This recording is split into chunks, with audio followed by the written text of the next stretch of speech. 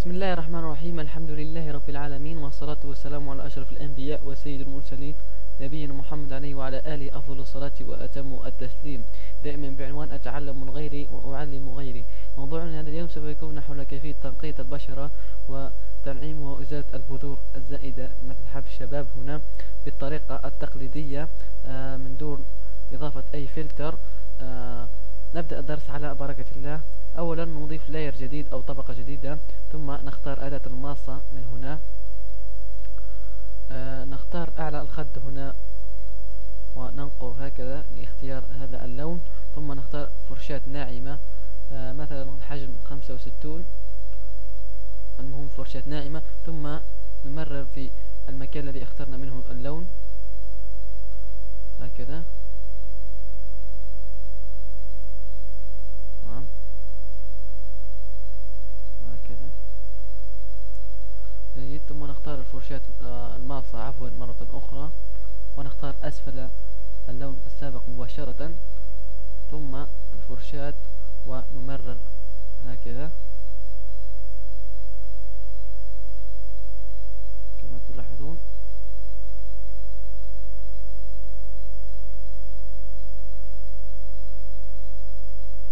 العملية سهلة وبسيطة جدا.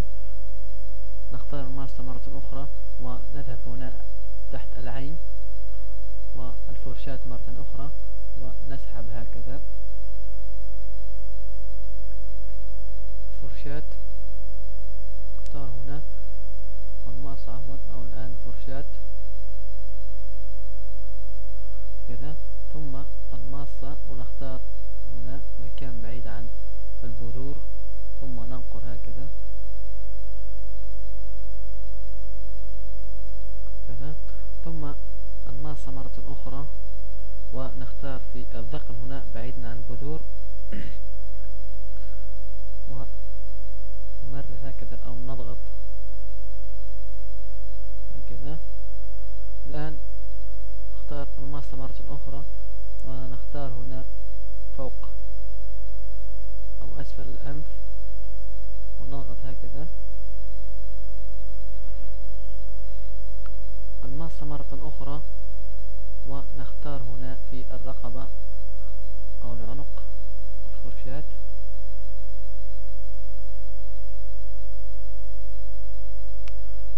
الماصة، ثم هنا هكذا. ممتاز. انتهينا الآن من الخطوة الأولى. الآن نذهب إلى فلتر بلو، جازن بلو، ونعطيها قيمة مناسبة أو رقم مناسب. هنا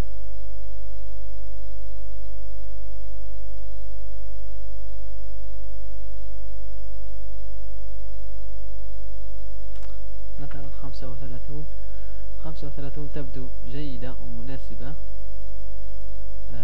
نضغط على أوكي، ثم نقف على اللاير الأصلي أو لاير وجه الفتاة، ثم نختار أداة الدوج تول، أداة التبييض. نذهب إلى الأنف، نخفف من الإحمرار هنا، نقلل من القيمة هنا حتى لا يتأثر التبييض أكثر هكذا.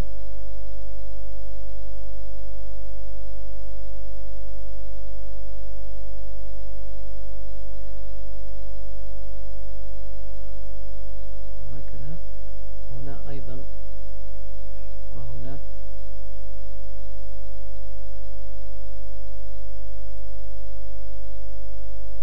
المكان محمر نبيضه قليلا.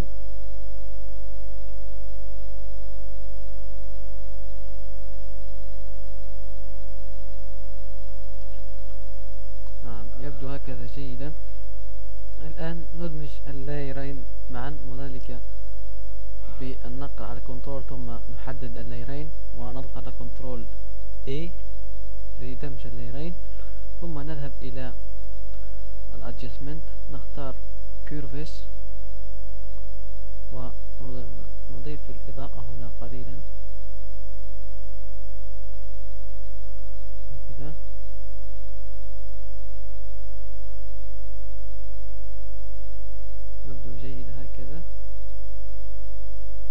ممتاز. ندمج الليرين معا. إذا توصلنا إلى نتيجة جيدة وممتازة. بإمكانكم تجربته على أي وجه أو شيء آخر تريدون تصفيته من الأشياء الزائدة، ولكن اتبع الطريقة التي أدرناها الآن، وذلك بأداة الماصة والفرشاة. هذا كل شيء في درسنا اليوم. أتمنى أن يكون قد أعجبكم الدرس. لا تنسونا بخلص الدعاء. أشكركم على حسن المتابعة والإصغاء، والسلام عليكم ورحمة الله تعالى وبركاته.